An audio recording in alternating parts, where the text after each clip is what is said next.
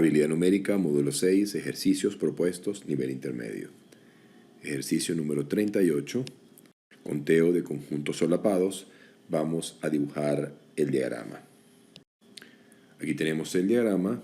La pregunta es cuántas personas había en la fiesta, es decir, lo que hemos llamado el total real, sabiendo que 7 personas pidieron Cuba Libre, que es la mezcla de los dos ingredientes, que 13 personas ingirieron Coca-Cola, es decir, como ya tenemos 7, faltarían 6 acá para dar un total de 13, y que 17 ingirieron alcohol. 17 ingirieron alcohol, es decir, ron, faltaría completar acá con 10, y la respuesta va a ser la suma, el total real va a ser 10 más 7, 17 más 6, 23, opción C. Pregunta 39, del mismo planteamiento, ¿qué porcentaje aproximado pidieron ron puro? Recordemos que el porcentaje que estamos buscando es la parte entre el todo. La parte sería ron puro, que fueron 10, y el todo son 23. Como 10 es un poquito menos de la mitad de 23, decimos que esto está cerca o aproximadamente en el 50%, opción A. Pregunta 40. Hacemos el diagrama. Nos dicen que el 40% tiene dificultades en ambas materias, o sea que en el medio va a venir 40%. Luego nos dice que 20% tiene dificultades solo en verbal, lo cual nos hace que verbal tenga 40 más 20, 60%. La pregunta es qué porcentaje tiene dificultades en numérica en general. Nos faltaría saber cuánto hay en este espacio. Pero como sabemos que el total real es tácito y en el caso de porcentajes es siempre 100%, ese total real va a ser 100%, y que la suma de estos tres sectores debe sumar 100, tenemos 60, acá faltarán entonces 40% para que la suma de los tres sectores dé 100. Y como la pregunta es qué porcentaje tuvo dificultades en numérica, hay que contabilizar todo lo que está en el conjunto N, que va a ser igual a este 40 más este 40, 80%, que corresponde a la opción A. Pregunta 41. Hacemos el diagrama. Vemos como la pregunta del ejercicio es la zona común, las personas que son zurdas y vegetarianas.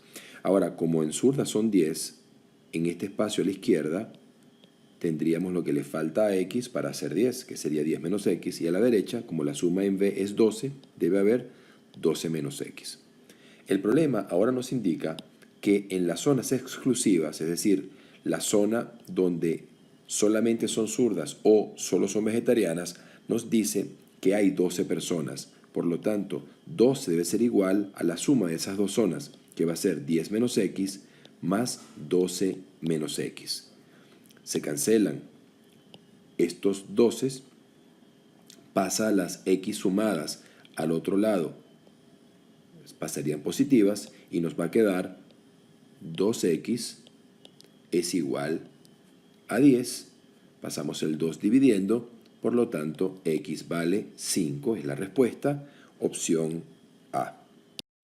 Pregunta 42. Vamos a trasladar el diagrama para entenderlo y comentarlo. Nos dicen que el conjunto C son los jugadores de fútbol, vamos a marcarlo acá, fútbol. El conjunto A son los jugadores de tenis, y por último el conjunto B, los de béisbol. ¿Qué está rayado? Vemos que está rayado dos zonas. La primera zona es la zona B, es decir que la respuesta va a ser, por un lado, los jugadores de béisbol, sumado a la zona que está representada por esta región intermedia que se encuentra rayada, que no es otra cosa que las personas que juegan fútbol, pero no tenis. Fútbol, pero no tenis. Lo colocamos acá y respondemos béisbol sumado con fútbol pero no tenis, y eso lo representa la opción C. Pregunta 43 es una pregunta de tres conjuntos. Vamos a dibujarlos. Aquí tenemos los tres conjuntos y todas las zonas que se producen al haber intersección entre ellos. Comenzamos a colocar los datos numéricos en el diagrama. Primero hay 34 que juegan X. X 34. Ya sabemos que las zonas A, B, D y E sumados deben dar 34.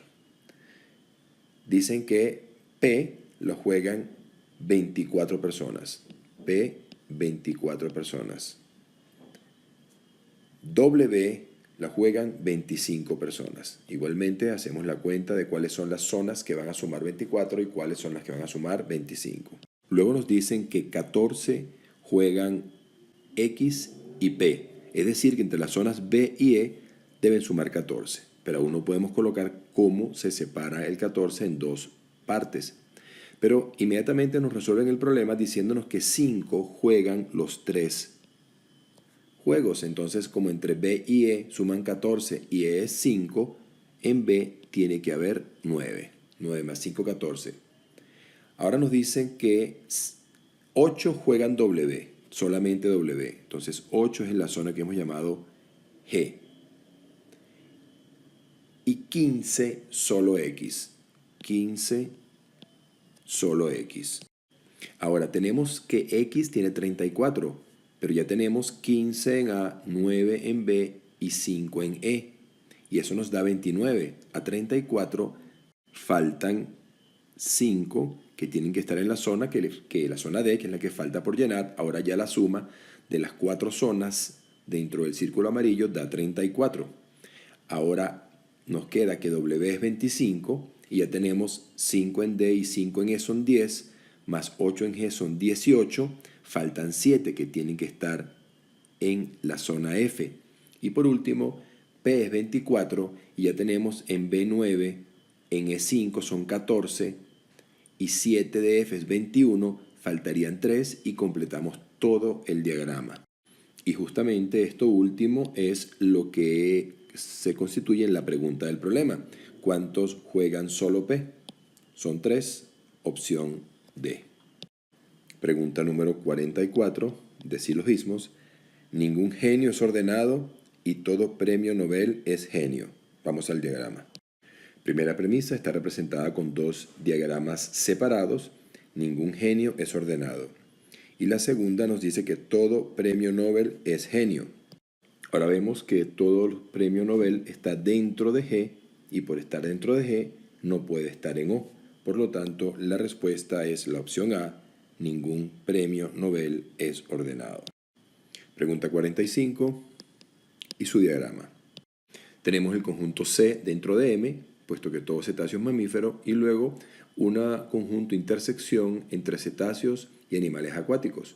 Por lo tanto, algunos animales acuáticos, los que están marcados con la X, por ser cetáceos en ese grupo, son mamíferos y la respuesta es la opción D.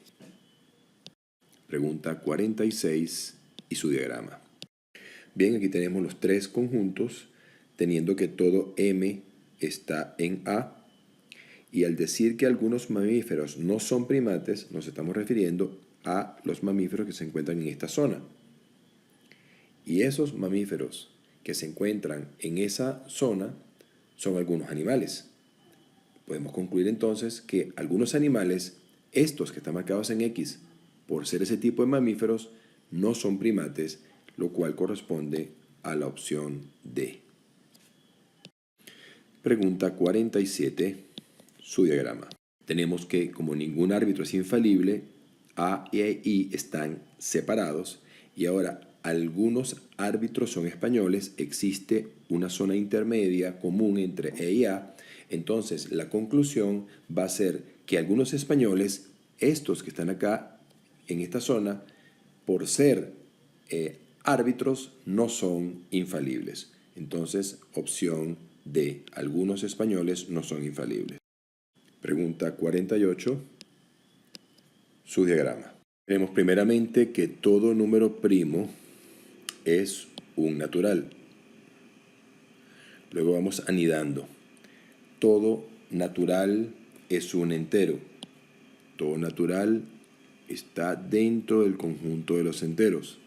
Seguimos anidando y todo entero es real. Hacemos un conjunto más grande que es el de los reales. Y por último tenemos un conjunto aún más grande que englobaría todos los anteriores, que es el conjunto C. Y vamos a revisar las propuestas, a ver cuáles de ellas son ciertas. La primera nos dice que todo real es entero. No, todo entero es real, no al revés. Por lo tanto, la opción 1 hay que eliminarla y con ella la opción A, que incluye la opción 1. Siguiente, dice todo real es natural. Real, natural, no, es al revés. Todo natural es real. Entonces también vamos a tachar la segunda de las propuestas, que tacharía la opción E, que incluye el 2.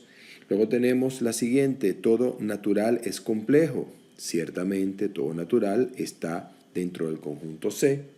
Entonces vamos a decir que la 3 sí es cierta, en cuyo caso, como nos quedó solamente la C y la D, que es 3 y 4 y solo 4, obviamente tiene que ser la opción C.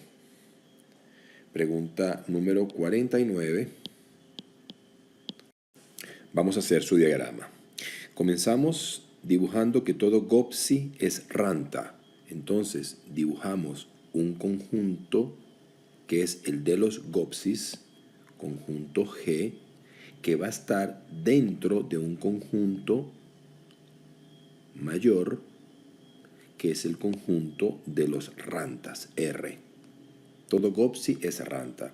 Ahora, todo GOPSI también es barda.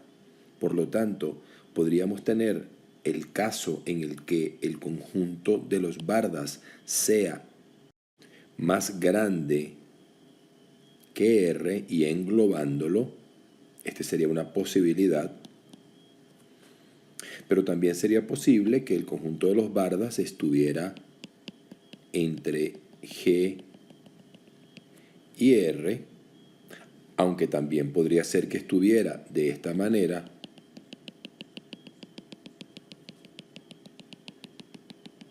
englobando a G, pero parcialmente solo incluyendo elementos de barda. Pero lo que es común en todos los casos es que si algo es G, es R y es B. ¿Cómo vinculamos el conjunto R con el conjunto B? Sabiendo que algunos R son B o que algunos B son R. ¿Quiénes son esos? Los que son G, los que son GOPSIs. La respuesta entonces es la opción D.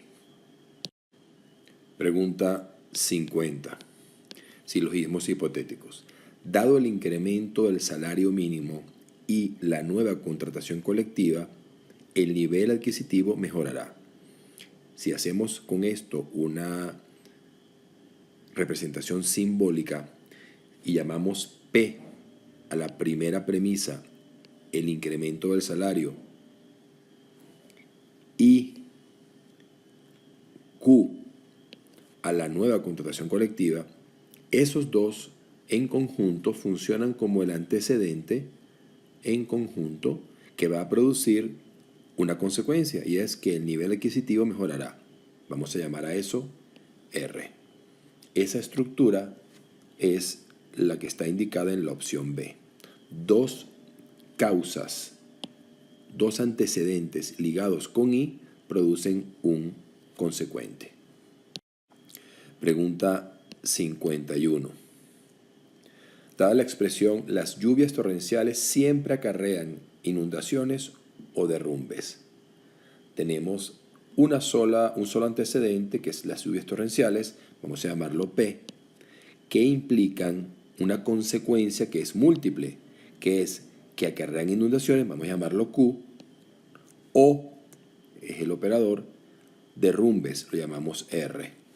Y esta expresión se encuentra en la opción B. Siguiendo el mismo esquema para la pregunta 52, tenemos que en la expresión cuando estudio y duermo bien, tendríamos P y Q, dos antecedentes enlazados con el operador y, entonces una consecuencia, siempre apruebo mis exámenes, tendríamos una consecuencia R.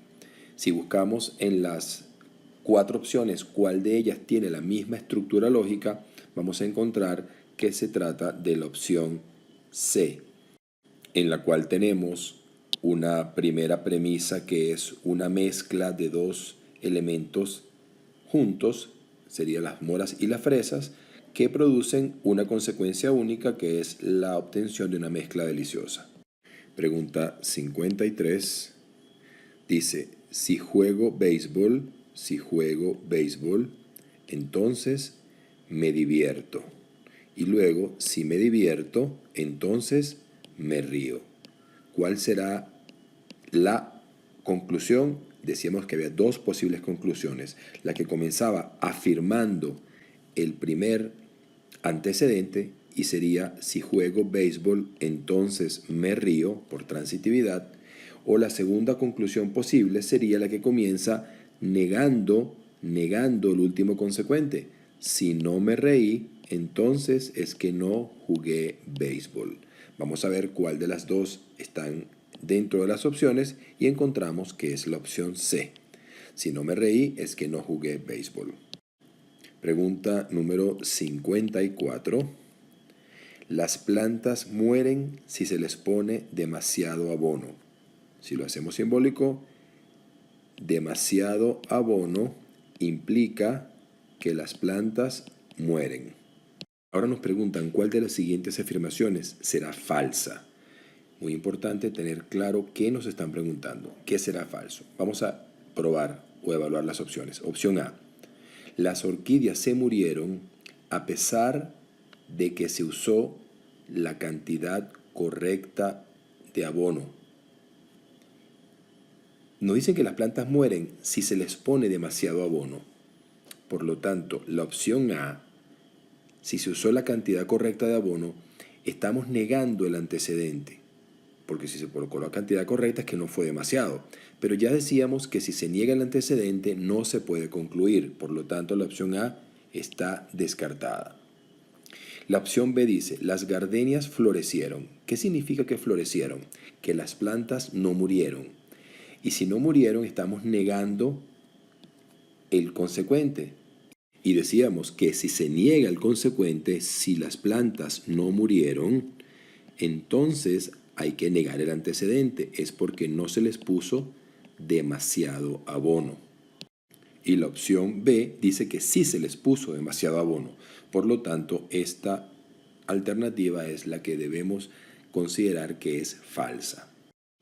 El ponerles demasiado abono ocasiona necesariamente que las plantas mueran y no que florezcan.